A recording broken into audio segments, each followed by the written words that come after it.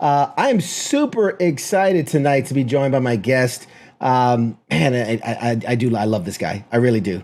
Spoiler alert, I know him personally and I just love him to death. But my guest tonight is a fantastic writer, producer, and TV show creator. You've seen his work featured on shows like The Mysteries of Laura, Unforgettable, Chicago Justice, Designated Survivor, Bull, Bluff City Law, and the upcoming TV movie Nash Bridges. He's also the creator of the hit series Franklin and Bash. Please, everyone in the audience, please give a huge pop culture war welcome to our show's guest tonight, Bill Chase, everybody. Yay! Well, it's good to be here with you, CQ. And yes, as you mentioned, you and I go back a ways, and I'm just thrilled to be here with you and thrilled to talk anything you want to talk about tonight. Outstanding. Oh my goodness. I'm so happy to have you on tonight. For the folks at home, the first question I always ask right out the gate is, what is your connection to the military at large?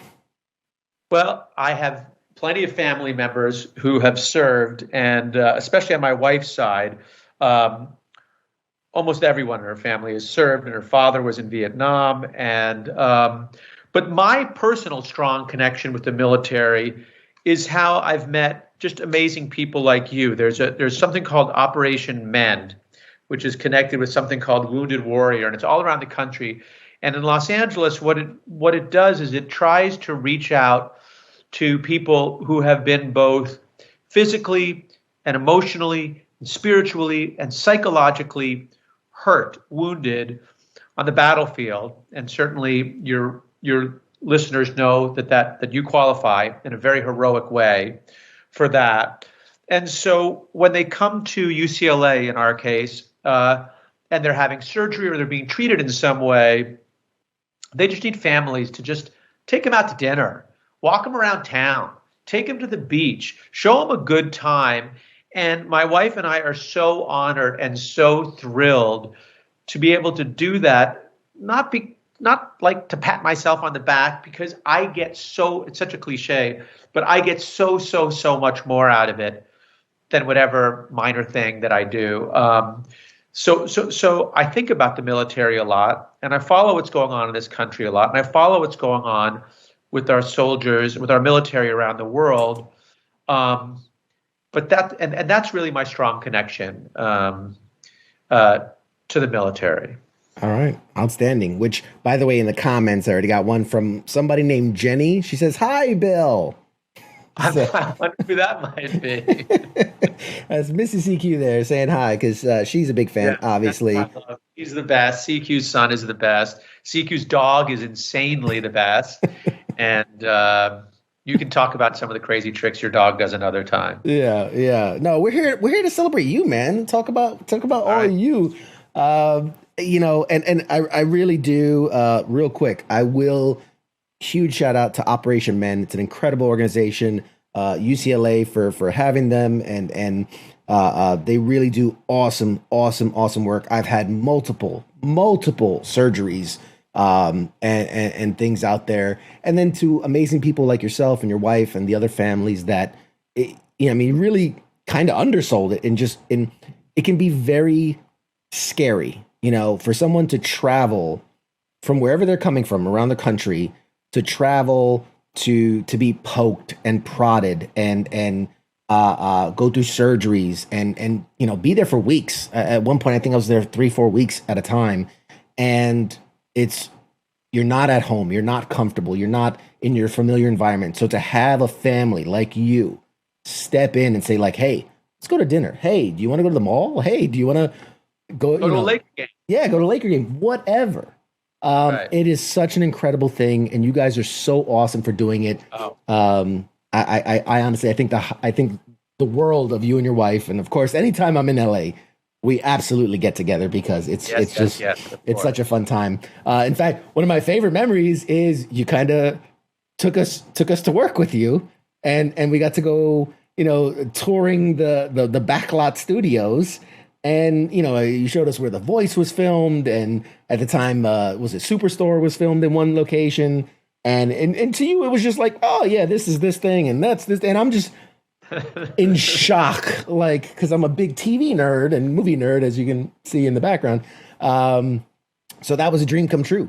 They're like, oh, do you want to go to the beach? Do you want to go to a Lakers game? I'm like, no, none of that stuff. Like, we're in LA, baby. You got the Hollywood sign and the Walk of Fame and backstage at the studios, like dream come true. So actually, that kind of birthed this idea. So in a small way, I mean, you are responsible for this show. I remember you sneaking out one night and going to do some stand-up comedy, and I was so happy. Yes, I did as well. Yep, I got to see Kevin Smith and do his podcast. I got to see some comedy.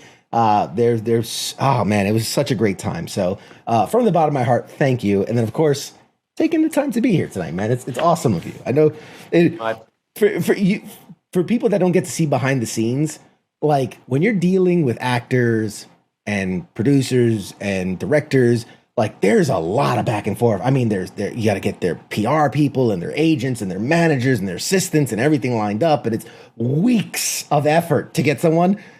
We were texting like 3 days ago. I'm like, hey, you want to come on the show? Yeah, let's do it. When do you want to do it? All right, Tuesday. All right, cool. And then here we are. So you're awesome. You are absolutely awesome. So, okay, enough blathering on. Take us. I have to tell people, because for those that watch, know this show, know me, know that I do deep dives on my guest. I go deep on my guest, and I scurry all across the dark webs to find all the information and the tidbits. And you, my friend, have almost no digital footprint. It's incredible. Like, I find your name associated with your work, and that's it.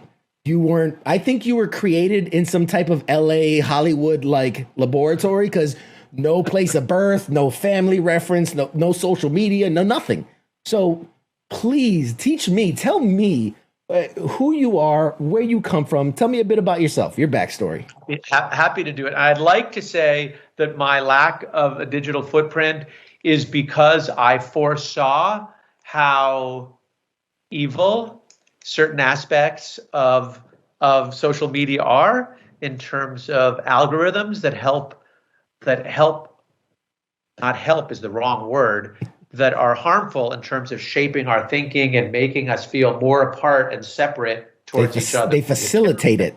But yeah, that's a political discussion which we should avoid. But so without the social media, yeah, I grew up here in LA, and my first very brief career was as a musician, which I very quickly learned like I didn't have what that took. And then my second career was being a lawyer, and specifically being a public defender for people who were charged with crimes and couldn't afford lawyers. And that was a successful career.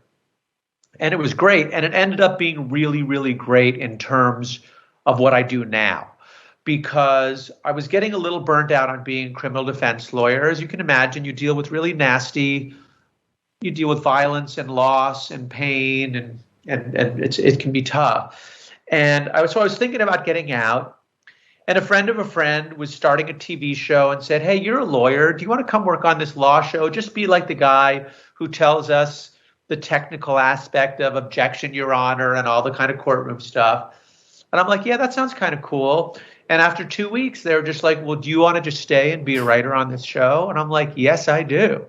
And when I tell that story to my fellow writers, because it's not easy to be a working writer, they want to kill me.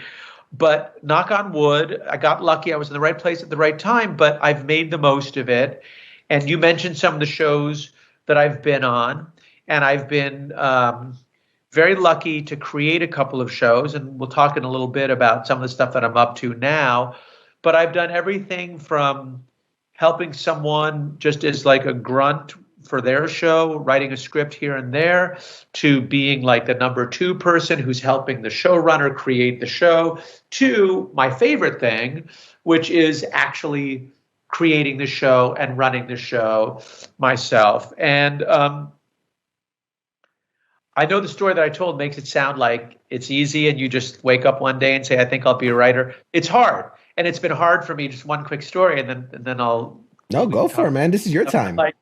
But so I had my first job and it was so easy. And then I said, so what do I do now? And someone was like, well, you write a pilot, you write your own show. I'm like, okay, I'll do that. I sat down, I wrote a show. It was the first show that the studio, which was Fox, ordered.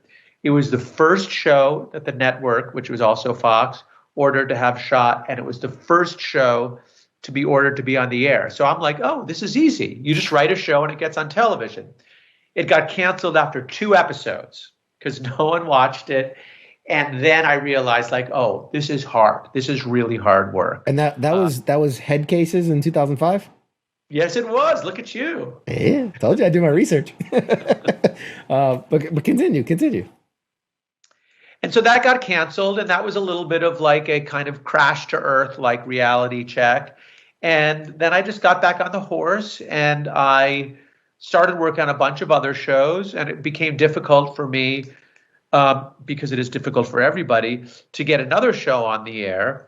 And then 6 years later, maybe, after working on a bunch of other shows, I wrote another pilot with a friend of mine. And obviously, like anything else in life, the dream is to work with friends that you like and trust. And the longer I last in this career, the more I realize that's sort of all that matters, because I've worked for people who were not my friend, and that's no fun. But then we created this other show, and that ran for 4 years. And that was the show that you mentioned called Franklin and Bash. And that's kind of the kind of stuff that I like to write. I don't like to write, I've worked on a Dick Wolf Law and Order type show, and I have great admiration for those kinds of shows, but that's not what I like. I like things that are a little more fun, a little more goofy, hopefully isn't exactly the word, but you know what I mean. True to life. I think it's true to life, because very few people are this two-dimensional, serious, stern person all the time. We all intersect comedy and humor into our daily lives. It only makes sense. I hate to think I liked Franklin and Bash, and I hate to think of it as oh, it's that comedy show, but it's more human, in my opinion. I appreciate that, and I agree. Yeah, so that ran for 4 seasons, and I continued to work on shows during that whole period, and continued to work on shows after. And just very quickly to run you through what's been going on the last year or so, because I do have a plug for what I want your listeners to watch. Absolutely. And I just in the last year, I worked on my first comedy show, which I've never worked on a comedy show. I've always been the funny drama guy. And so there's a show, this isn't the plug, although I'll plug this too, that's going to be on NBC, I think in March. It's called American Auto. And it's a real funny show. And I look forward to people watching that. But the thing that I'm really excited about is I got to do a reboot, and I think you mentioned it in your introduction of me, of a show from the 90s. Mm-hmm. That was a kick-ass show then, and honestly, it's a kick-ass show now. And it's a reboot of the show Nash Bridges with Don Johnson. And initially, I wasn't interested, but then I met with Don Johnson, and he told me that he wanted to be in on it, in the show, that it wasn't just getting some young good-looking guy to play Don Johnson, because I'm not interested in that, because he's this iconic actor and this iconic guy. And so we ended up making a 2-hour movie, which will also serve as, and maybe I should explain for your listeners what a pilot means is they'll let you shoot, they'll pay you, not you, but they'll pay a lot of money to shoot an hour show. And in our case, for Nash Bridges, a 2-hour show. And based on how that turns out, that's your pilot. Based on how that turns out, they'll decide, either this show's good enough, let's make 15 more of these, or, good try, but we're not going to do it. Right. So this Nash Bridges thing, since we did it as a 2-hour movie, it's going to air for sure. And our hope is they'll either let us make more episodes of it, or we'll make more 2-hour movies. And it's going to be on USA Network. I would really want your listeners to watch this on the Saturday after Thanksgiving, November 27th at 9:00 on USA. And it just turned out great. And it's really, really fun. And just thinking about your listeners and the sort of military thinking that goes into this show, it's really relatable. It's really relatable that way. It's initially and first and foremost, it's just fun and funny and exciting and scary and a mystery. But it also slightly makes a point, which is the world's changing, and Mhm. some people feel like you need to change with it, and you kind of do, but you kind of don't. And the idea is that we all have something to learn from each other. Like old people or people who think a certain way shouldn't be told your time and your day is over.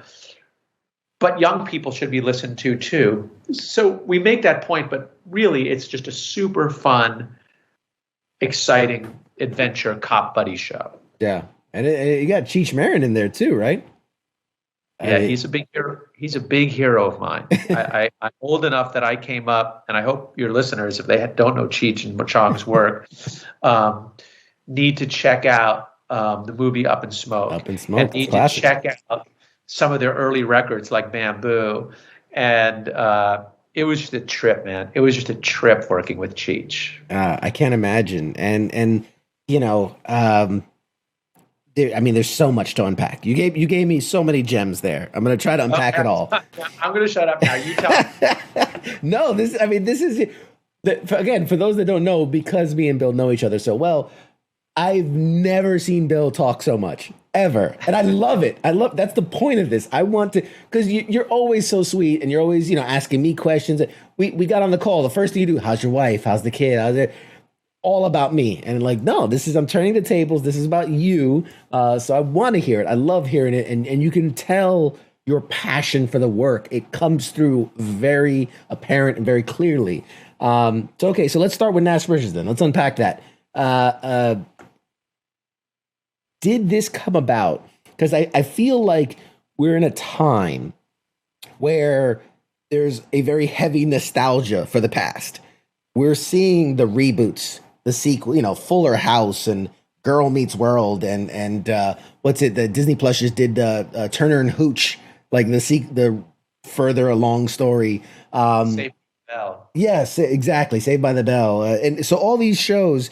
It. Do you think? And I know this. You got to try not to be biased because you worked on this one, but are you worried that there could be a saturation point of like, oh, there's just too much. There's too much. Or do you think that this is a time that would benefit from learning, like you said, kind of the stories from the past? I'm kind of leading the question, but go ahead. No, it's a good question. And I had trepidation about doing it, but because we did it the way that we did it, because Don Johnson had this vision, and he and I immediately got along really well, and we drove each other crazy plenty too. And the whole process has taken 2 years, but because we didn't want to just make like a reboot, like I said, like Hot Young Guy, we wanted to make it about what happens when you're 45 and you're ruling the world, and you know exactly what you're doing, and you know how to deal with women in your mind and everything like that.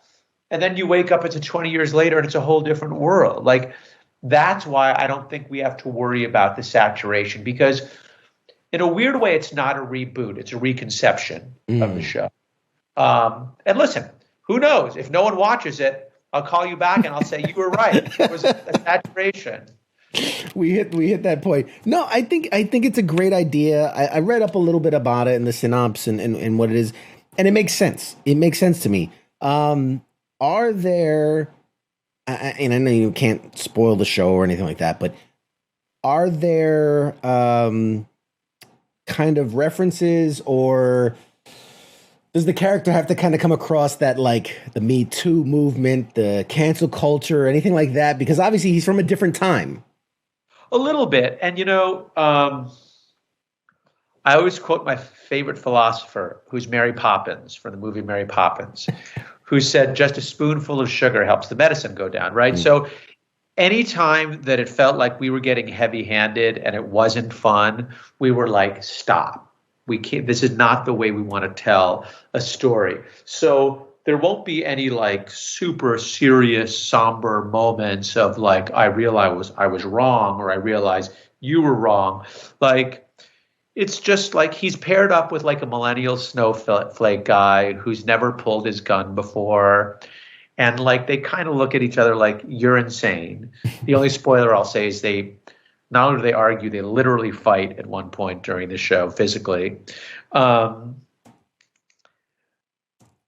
but the short answer is yes. Yes, we do touch on these issues that you're asking about, but not in a way that you would ever feel like you're being preached to. Ever. Okay. And I mean, that's a good thing. That's obviously a good thing. Right. Well, But last thing I'll say about that, and we don't take a position. It's not like we're saying like the Me Too movement is all right or the Me Too movement goes too far. We're not taking a position for the most part. Right. No, that makes sense. It's just you can address something without making a whole political stance on it. I mean, it's you want to open yourself to the conversation, right? Be a part of it. No, that's excellent. We have a comment from Max-a-Lot. He says that Designated Survivor has been one of his favorite shows. That he really misses that show. Anything you could tell us about your time with them? Well, I will be honest about this. So I thought the first season, and maybe your listener can comment after I'm done talking about this.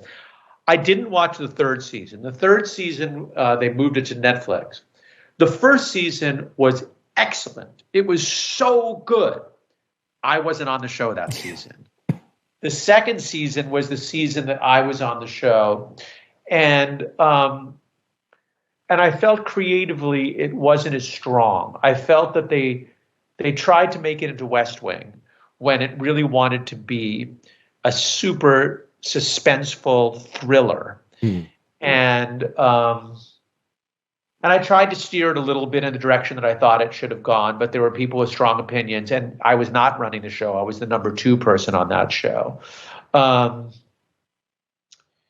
And it's just a matter of taste. I mean, some people probably love it. Maybe your listener will chime back in, but it was a blast working on that show. And Kiefer Sutherland is not an easy guy to work with and is a total consummate professional as well, and a good musician.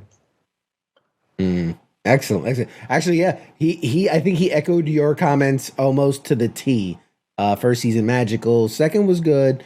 Third, it kind of dropped off. Another person jumped in and also said, I heard the third it got and again, now I'm having a conversation with your listener, but like I heard that the third season that it was like, since it was on Netflix, it was like super like sexual and like went like kind of went to a crazy place. But I haven't watched it. I have to be honest. No, hey, that's okay. That's okay. Yeah, and so I'm curious. I'm gonna take the reins back. When I saw, because in doing my research, I did see that you were working on American Auto and that it's a comedy. It did kind of like you said. It stood out to me because I know you well enough to know your background and to know the kind of stuff you write and to go straight. That must have been creatively. I would imagine that was a big change for you. I mean, how did you go about preparing yourself to go straight comedy? Well, there was really no preparation. I just kind of got thrown in. And, listen, I don't have to tell you. Life throws you curveballs, right? Like you think you're on one path and then you find yourself on another. And it was pretty intimidating, actually, because it's such a different muscle to use to be a comedy writer, as you know, than to be like a drama writer, even a funny drama writer. So there were people on that show that could like fire out 20 jokes a minute and like 15 of them were really funny. So I kind of realized that I could either try to hang with them, which I honestly couldn't, or just recognize that I was there for a different purpose. And so it was just a great education. And I've been doing this for over 20 years now, being a writer. And it was cool to do something totally new that took me out of my comfort zone. Yeah. Yeah. I can imagine, and I mean this in the nicest way possible, that you were the straight man in the room, right? Like you get the super creative, fast paced, almost like improv guys. And then it's like, all right, cool. Now I'm going to write some dialogue that makes sense, in between the jokes. Yeah, they did say they relied on me. And of course, I fell right into a trap, which was not a good idea for me. the guy who ran the show said, "Look, don't worry about the joke stuff. Like, I brought you on because you understand story and structure and character. You don't have to be as funny as those people." So all I heard was, "I have to be as funny as these people." And I'm like, "You watch me. I'm going to throw out some jokes, and they're going to be just as good as them." Not so much. Not so much, it turned out. So once I realized my role, it got easier. Yeah. Hey, if you need another comedy guy, just let me know. Slide me in. My agent will talk to your. We'll do lunch. But no, that's so cool. Which, by the way, at some point, you do owe me throwing my name in a show. That was promised. That I'm gonna hold you to it. I'm writing a show right now. I have a show for ABC. You're in it. You're gonna be in it. And now I just got to get it shot and get it on the air. For sure. I'll take a background. Was it a behind the scenes photo? I'll be happy. You know, I'm easy to please. But that's so awesome. You gotta give us the exclusive, man. We wanna support you, and I'll make sure that like I'm constantly posting too about Nash Bridges and American. Sorry, my brain. American Auto, Jesus, as they're coming out, because I'm excited for them. I'm excited to see your work. Wait, can I ask you a couple of questions? Go for it. So I know what the thrust of your show is, and I want to know this. So first of all, you've seen Eternals, right? Of course. And I haven't. I'm not a superhero guy, but I'm a kind of genre guy. And you know that I'm going to brag here, that on that show, Franklin and Bash, that Kumail Nanjiani, I gave him one of his very, very first acting roles, and he stayed with us for 3 of the 4 years. How is he in the movie? He is. Be honest. No, I will be. I try. Although I'm a super fan, I do try to kind of hold on to the reins of just logical, sense. He is definitely the funniest person in the movie, by far. I feel he's underutilized as an actor. I watched him in Silicon Valley and I loved him in Silicon Valley. I think he's an incredible actor. I've watched his stand up. I think he's super funny. The problem was in the Eternals team, there are 10 Eternals. Then you have all the humans around them. Then you have all the Celestials above them. There's just so much. Too much to follow. It's so much, and the movie's almost like 3 hours. Like it's crazy long, and it still feels like nobody gets too much screen time, which is a good thing. And also, like when you've got Salma Hayek and Angelina Jolie and Kumail Nanjiani, and it's like nobody gets a lot of screen time. Right. But the idea is that you give them so much, and that in success they get their own movies or something. Right.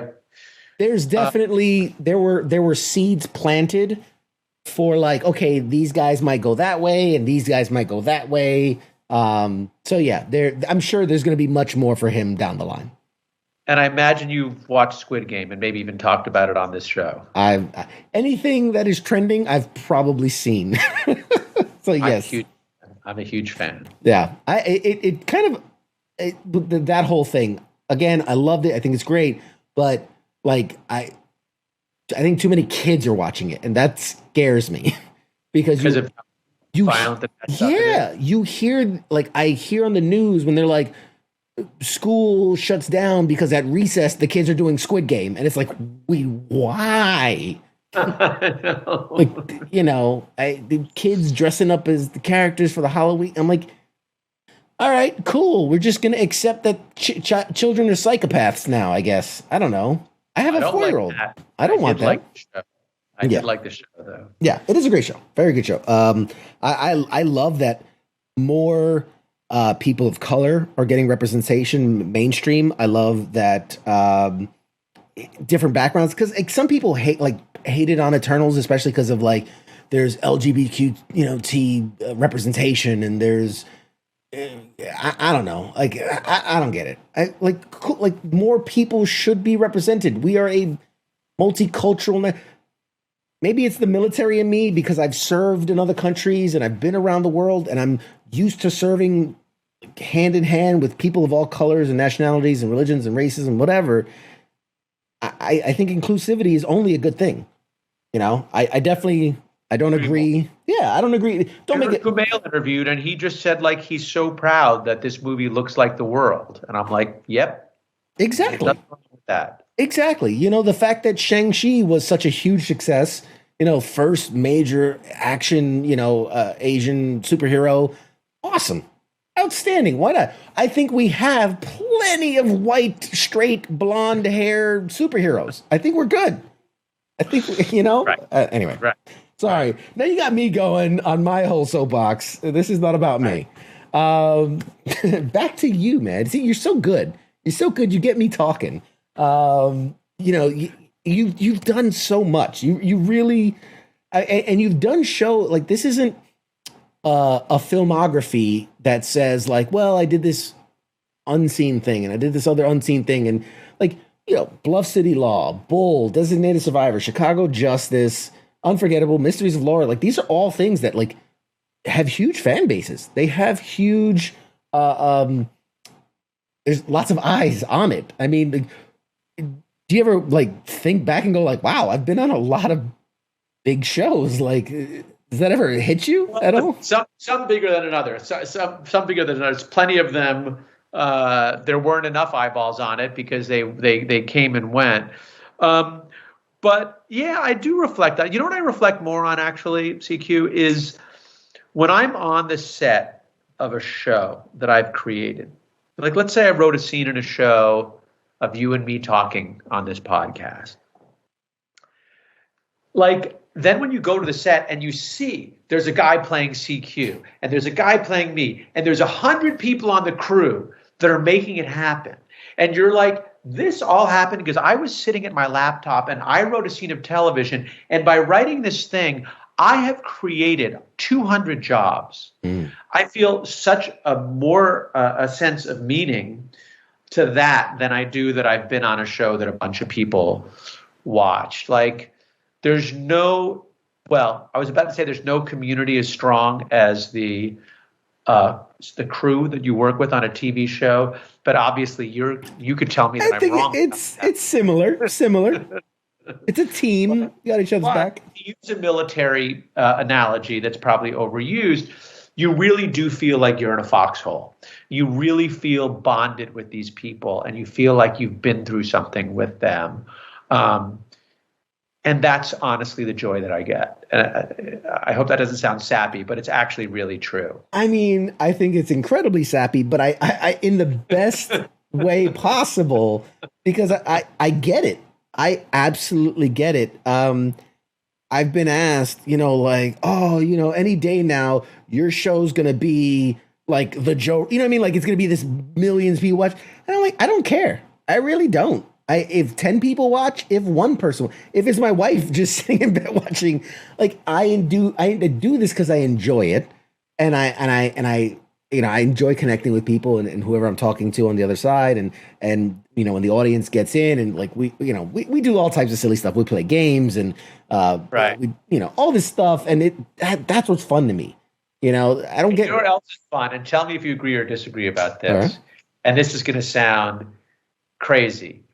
But if you had shows that just everything went to shit, like everything went wrong, that's when you feel alive, man. Yeah. Like it's not exactly fun, but when you feel like your hair's on fire and like if you don't make a decision right now, everything is just terrible. Yeah. The danger of what you do and what I do is interesting to me too. I laugh because I think the first 8 episodes I did, it was tune in to see what goes wrong. Right.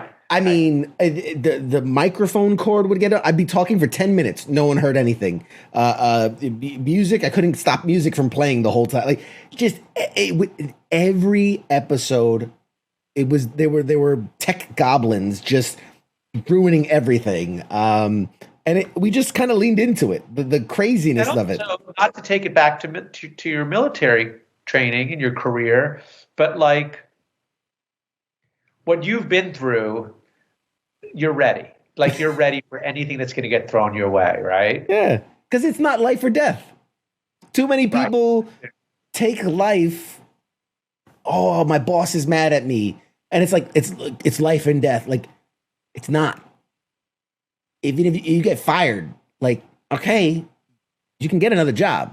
Like I hate to say it, but for those of us that have been in combat, it's a real life and death. When there's bullets flying by you, okay, that's serious. But then everything else just seems.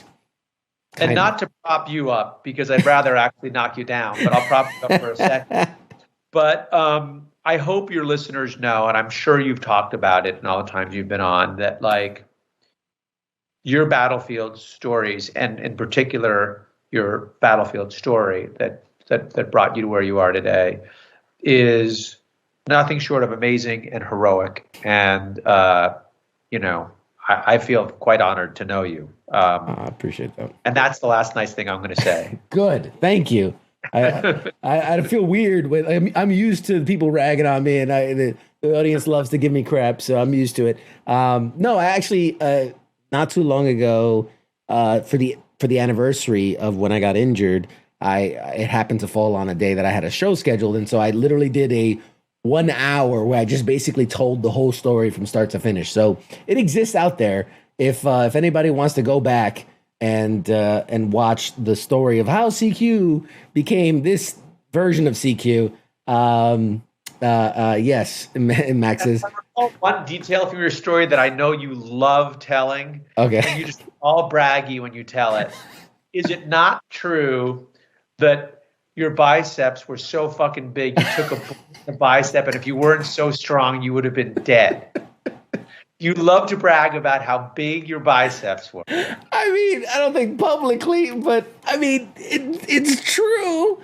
I mean, so the truth is, I had a bullet shoot, I mean, straight into the bicep, like at the thickest part of it, and I was shot with armor-piercing rounds, AK-47, 7.62 armor-piercing rounds that should have went straight through my arm, just clean through, blew my arm off.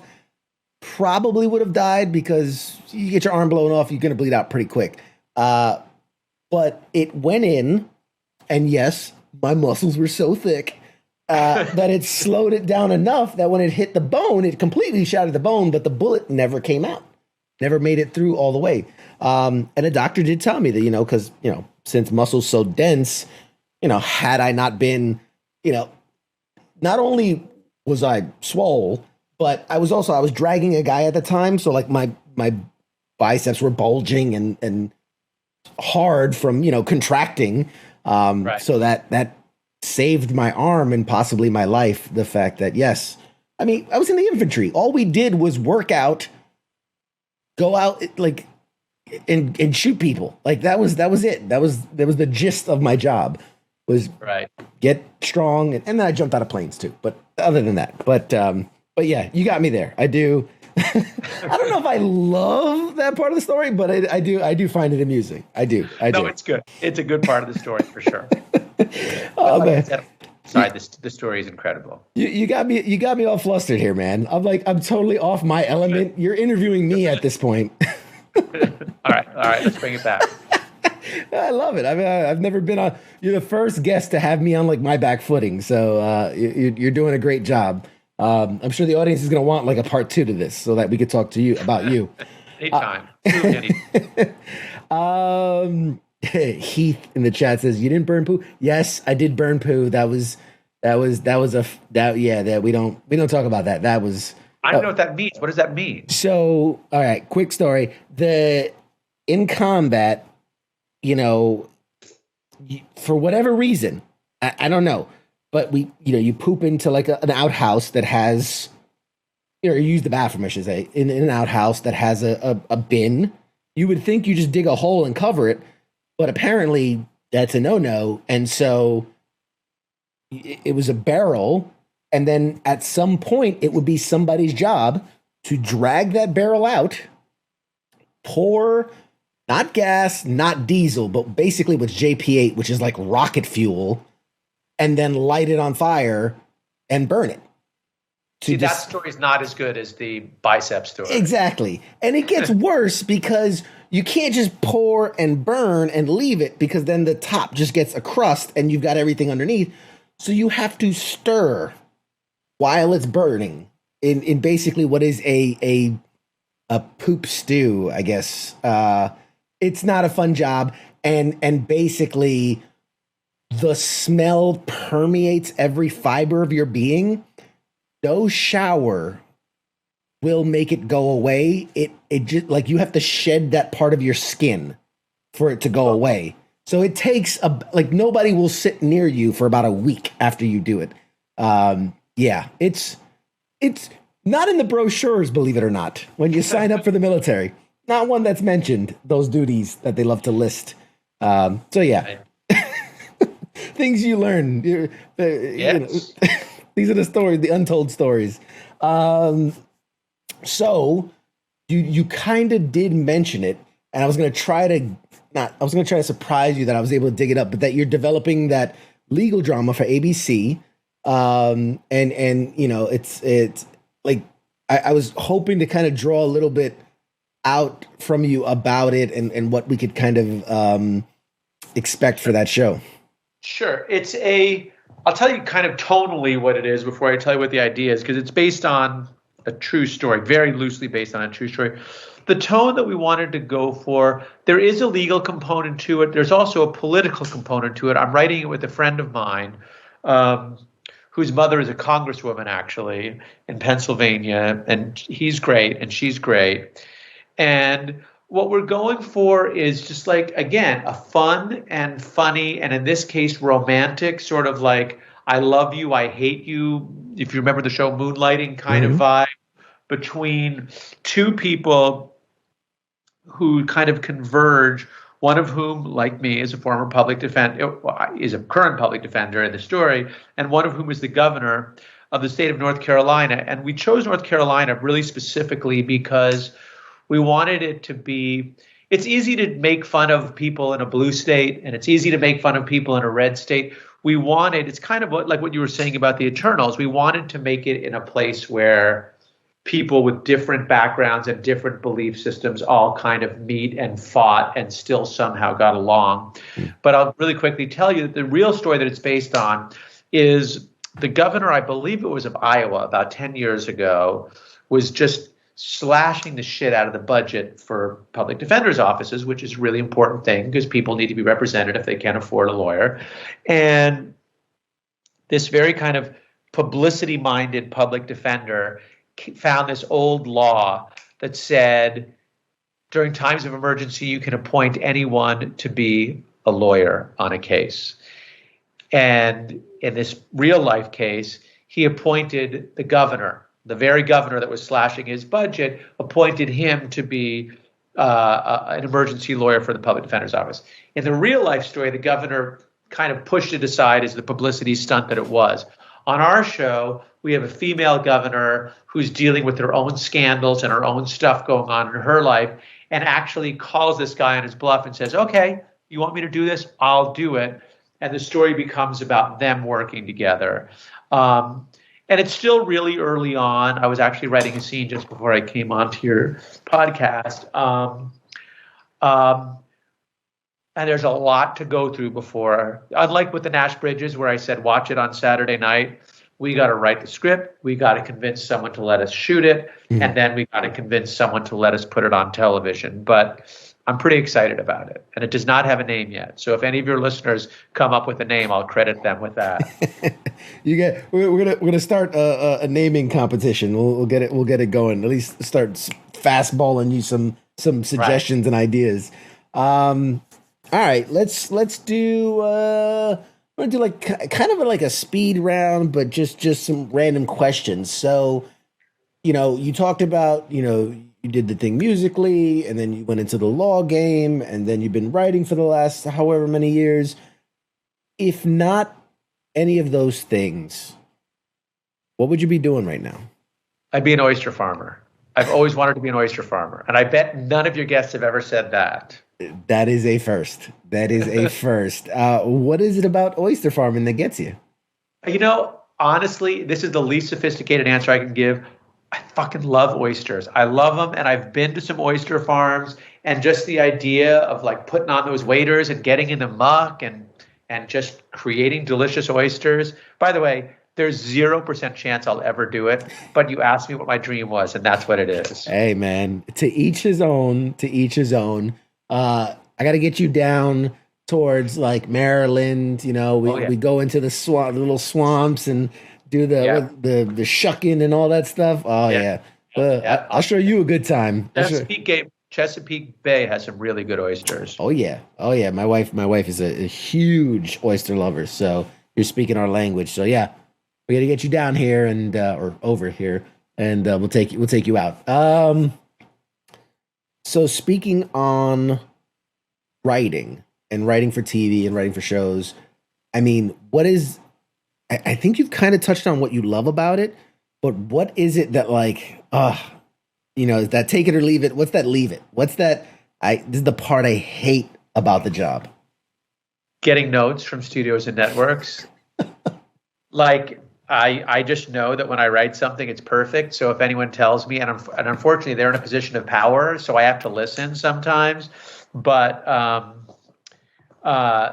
I sometimes hate rewriting is the shortest answer. Okay. No, it's necessary. Fair enough. I mean, I get you. We are the 2-time consecutive nominated Best in Entertainment podcast. I still think we should have won both times, but apparently we have room to grow and we have room to get better. You know, I feel it. Third time's the charm. We'll see. Right. Interviews like this, how could we not? Right. Okay.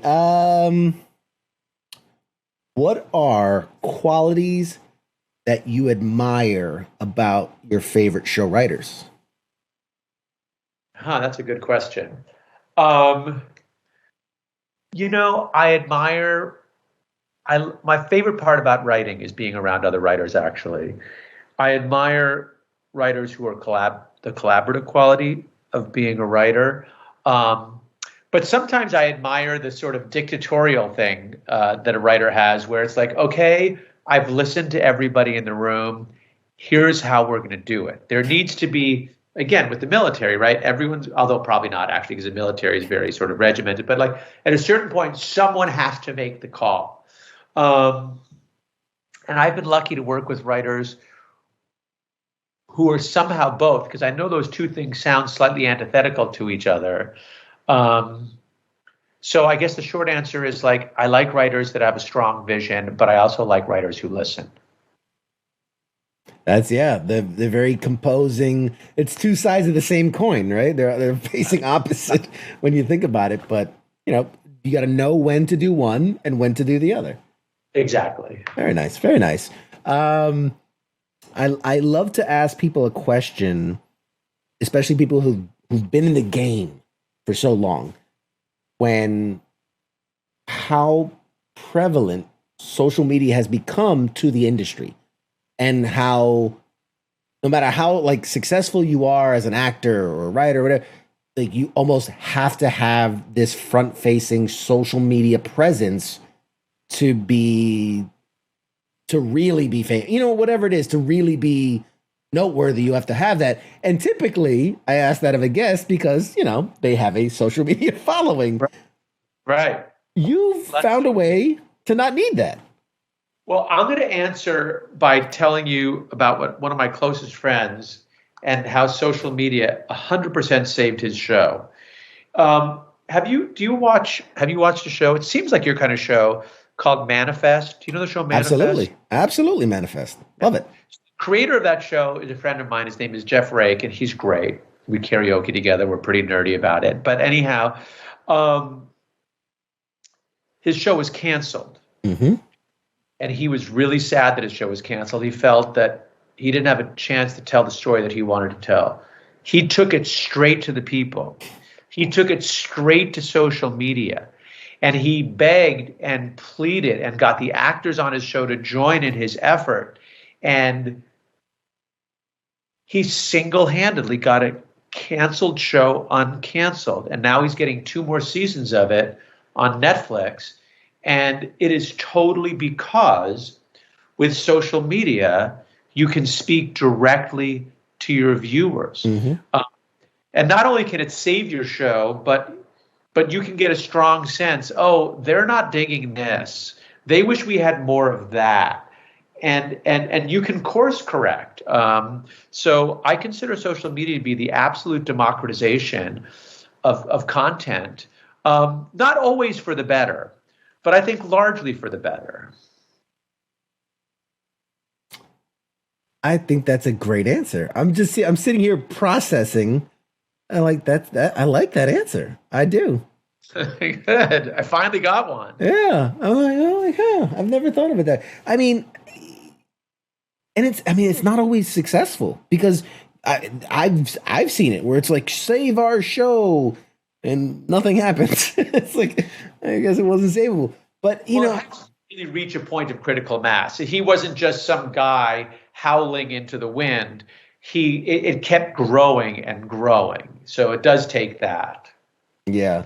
I'm curious too, because I guess I'm just average Joe, average viewer.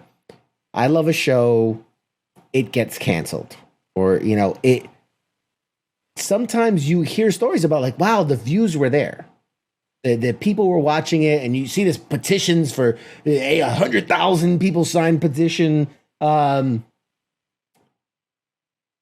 Is it about the money for the studio? I mean, where's the line? I guess is my question. Like, it would drive you crazy if you, and I don't quite understand why, but I have some understanding. The randomness sometimes of it. Business is a huge part of it. Shows get pre-sold into Netflix and Hulu and Amazon, and they make so much money even though no one watches them. And other shows that have more people watching them don't make the same kind of money. And sometimes it's not even that. Sometimes it's like, oh, we want a cop show for 9:00 on Thursday night, and we want this actor and this producer to do it. And so even though your show's doing fine, we're done with you. Like there's just no loyalty, or there's not much loyalty. There's just a lot of random decisions that go, or like, honestly, like the head of a studio or network wakes up one day and says like, I'm sick of this show. Like it just happens. Man, I'm trying to wrap my head around it. I can't imagine where it's like, oh yeah, it's a hit with the fans, or oh yeah, the critics love it, or oh yeah, we're bringing in X amount of views / streams / downloads / whatever, and it's just like, we're not gonna do a second season or whatever it is. And it's like, well, I'll tell you another reason why it's done, and I have, and I'm not going to say you've looked through my credits. You might be able to figure a couple of them out. You might not. I've worked with 3 actors who are monsters. Okay. And not so much monsters to the writers and the directors and the crew, that too. But like, it's a quality of life for the network people. Like if every day you're hearing about this show is a disaster and this guy keeps complaining and he's fired these people and he's going to get fired himself, and she, because one of the 3 people is a she, is just a fucking monster. Like,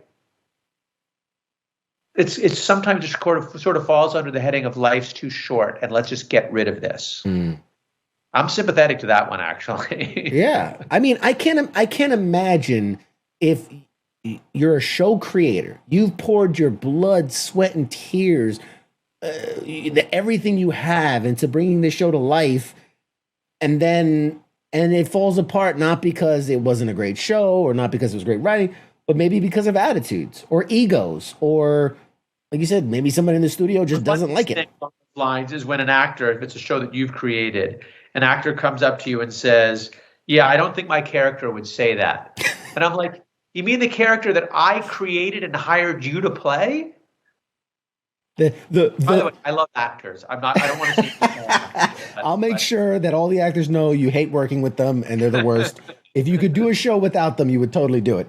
So I have one question that came in. It says, Has he ever changed what he wanted to do because of who was there? So like find out that you're acting, writing, directing for a certain person, or change the plan based on who it is.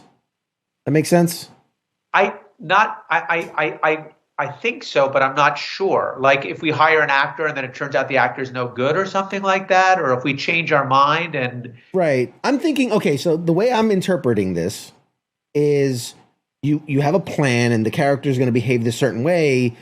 You bring on this actor, maybe you didn't expect this actor would take the part, and you realize, oh, because of who it is, we're going to change the way he well, talks or things like okay. that. Since I've been negative, I want to be positive about an actor. And we mentioned him earlier, and it's Kumail Nanjiani. So when Kumail was on our show, I don't know if you've watched any of his stand-up stuff on YouTube or whatever. I think he's fantastic. And he was very unknown at the time. And as an actor, he was just learning. And we would shoot a scene, and at the end, he would say, really respectfully, just a great guy, he would say, look, I hope it's okay. I've written a couple of alternatives to the lines that you said, and I'll give it to you your way, but maybe when we're done, if it would be okay if I could try to say these lines instead. 99.9% of the time, it was better than what we had written. Wow. And none of us had an ego about it. We were all like, yes, we're going to do it your way. Now, some actors think they're funny and they're not, and they want to improvise and it wrecks things. But with someone like Kumail, and especially since he's so respectful of what's on the page, so you're always sometimes you're happy to be surprised. And I don't know if that's exactly what you're I think so. asking. Yeah, I think it's Jim, and he's saying yes. So I'm guessing we nailed it. Okay. So yeah, because I would imagine, and especially again, I try to put that hat on if I'm there, I'm the writer or the director, whatever, and it's like, okay, let's do it the way it's written.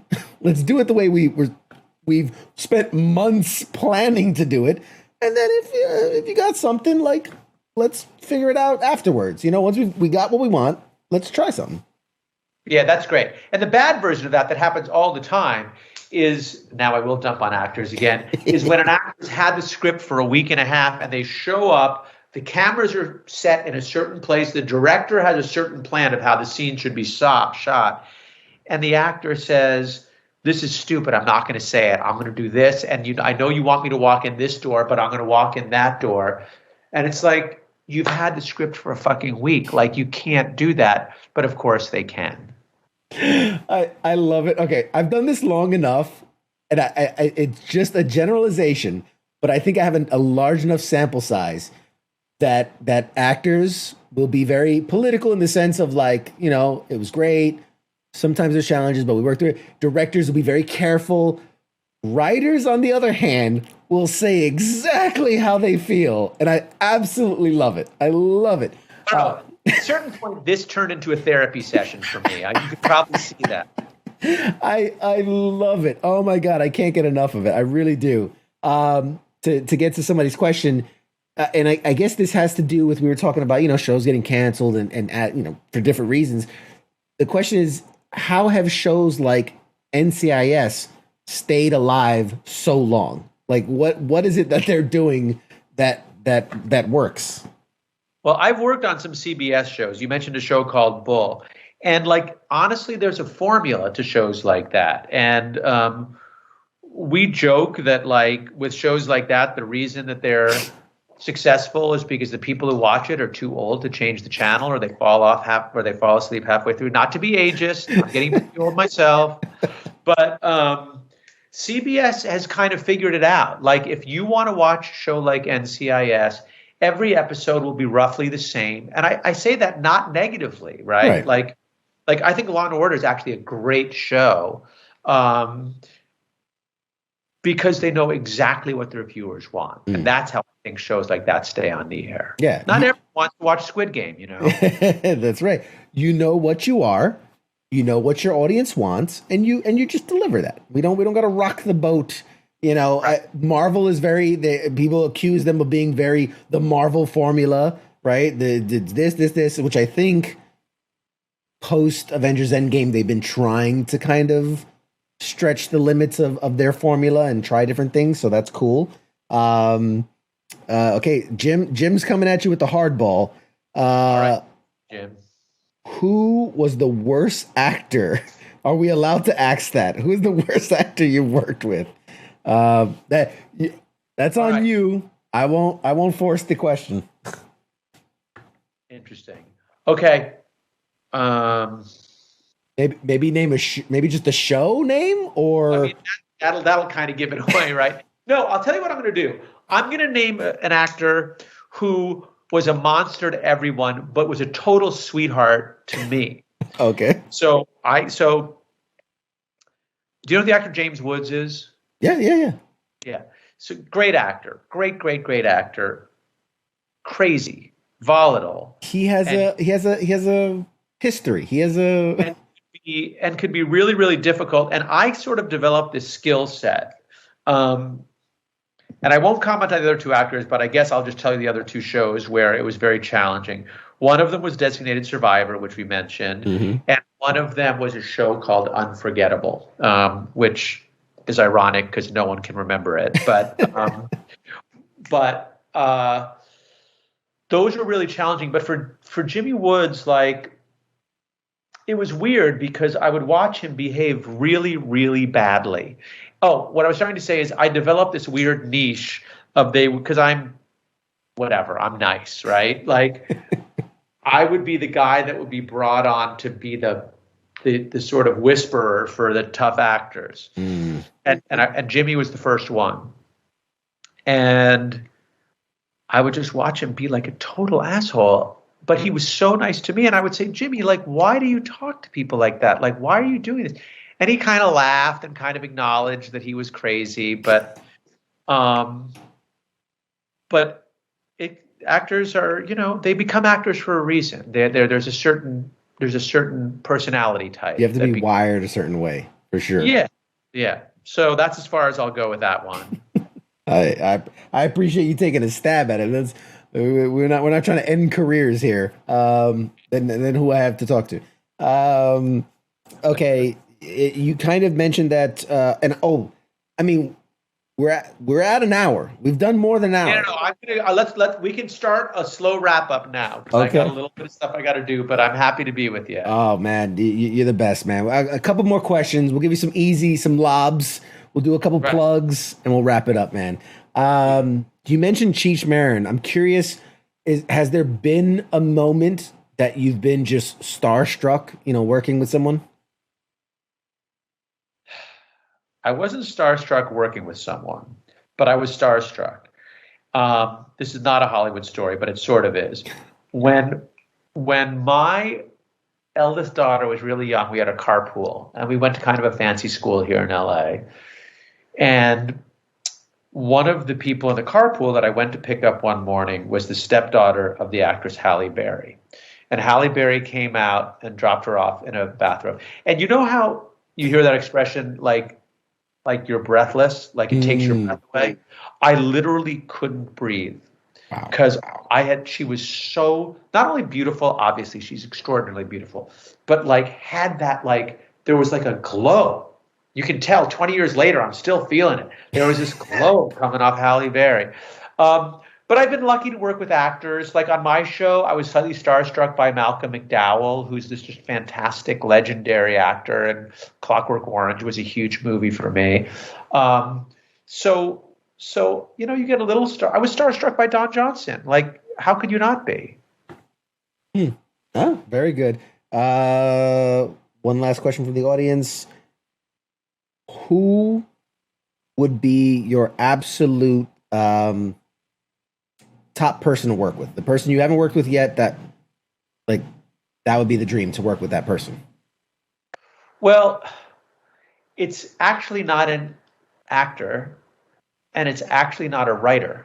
It's a couple of directors. I'm obsessed with the director Wes Anderson. Like, everything he does just blows me away. And although they're unrelated, I'm obsessed with another director named Paul Thomas Anderson. So I haven't really thought about it. Like if I thought about it, and I'll get back to it, like, there's no actors that I'm like, I gotta work. Like it would be such a treat to work with that one. Probably some rock and roll musicians would be fun to work with. That would be good. There you go. You got to figure out. You got to write them into the script somehow. You got to work. You got to work them in there. Exactly. My own personal question: is there a? I guess maybe it's just me, but that kind of self-fulfillment where it's like, man, I've never been to Japan. Let's write a scene where we go to Japan, and it's like I just made that happen. Has there ever been any kind of wish fulfillment that way? Well, not to keep mentioning Nash Bridges, but I'm being a good advocate for the show right now. Sure. But it's actually true. Like a lot of the work, and you've mentioned my credits, they're scenes of lawyers in courtrooms, of people being funny in a living room or whatever. Like I don't get to write like someone having a huge shootout and a big oil tanker blows up 2 city blocks. Like that's not what you call Bill Chase for. And I got to do that with this show. Like, and I got to be on the set and I got to watch, we have these crazy like cage match gladiator fights with swords and people shooting at each other and like, and car chases. And you can tell by how I'm talking about it, like that was my wish fulfillment as a writer for sure. Up until now. Well, I will say that She-Hulk is a show that's coming to Disney Plus. There's rumors that Daredevil is going to get rebooted. Those are both shows where the main characters, predominantly day job, they're lawyers. I mean, got to get on that Marvel train, man. I got to get on that Marvel train. Just back up the Marvel money truck and just make it happen. I'll call some people. We'll make it happen. I'll talk your name for sure. Yeah, let them know we talked. All right, with that, I'm gonna wrap it up. Let the people know what shows you have coming out one last time. Where can they watch it? How can they tune in? How can they support? Nash Bridges, November 27th, USA Network, 9:00 at night on that Saturday night. I'm a huge sports fan. There's no good college football that night. There's no good NBA games that night. There's no NFL games. You'll have gotten your fill from watching Thanksgiving Thursday, and you'll get it on Sunday. Like, watch that. And then this American Auto Show, I wish I had a date. I don't. But start looking for promos for that. It's 10 episodes. It's really, really funny. The guy who created it worked for many years on The Office. And he created, you mentioned the show Superstore. He created Superstore. And he's kind of the king of workplace comedies. And that's going to be a lot of fun. Outstanding. And that's it for now. That's it for now. So we'll get you back next time when we talk, when we do more shows to promote. I typically say, do you want to promote any of your social media accounts? But I think you know the answer to that. Promote your own. Yeah. He'll let me know. We'll post for him, and that will promote all the stuff for him. But Bill, thank you so much for taking the time to be on tonight. I really wholeheartedly appreciate it. You're such a good friend. We definitely got to get together soon. My next trip to LA. Love family, and I think what you're doing is awesome, for real. Thank you very much, very much. Hang on for a second, and folks at home, stay tuned. We're gonna throw us a break, and we'll be back with more show after this break. Shut.